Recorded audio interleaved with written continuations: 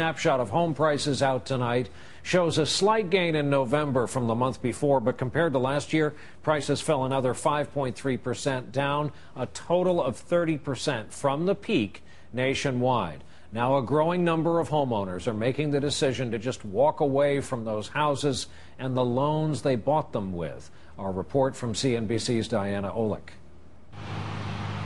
Jeff Horton thought the Florida housing market was on the mend when he bought his home 3 years ago for $255,000.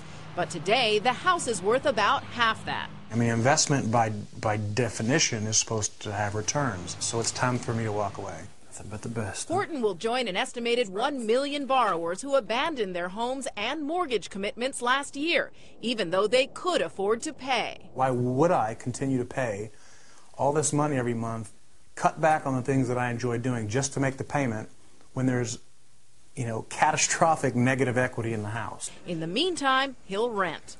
I can move out of this house and move to another house exactly like it in the same neighborhood for half of what I'm paying now. With 25% of all borrowers, or 15 million homeowners, owing more on their mortgages than their homes are worth, more people could start thinking like Jeff Horton, and that would push foreclosures beyond all expectations. If you applied this across the board into all these kinds of relationships and agreements that people make, I think the default rates would expand considerably. And it's not just homeowners. Banks are walking away as well. Last month, Morgan Stanley gave 5 San Francisco office buildings back to lenders after the buildings lost half their value. Business, goes by the letter of the contract all the time.